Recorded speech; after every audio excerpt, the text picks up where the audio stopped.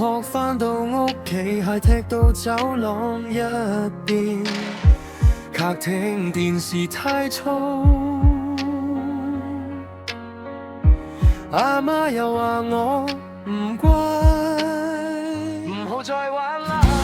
房門鎖到實實，耳塞塞住晒啲聲，牆上貼滿漫畫，個腦仲係喺操場轉。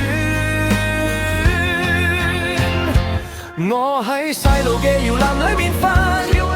但係枕頭底全部都係暗啲夢，呢座屋好似安全又乖，笑聲同眼淚一齊躲喺被抱中。我喺細路嘅搖籃裏面玩，大個未到但心草就太沉重，窗外面條靜街冇乜人，只有路牌同我講句都好想逃走。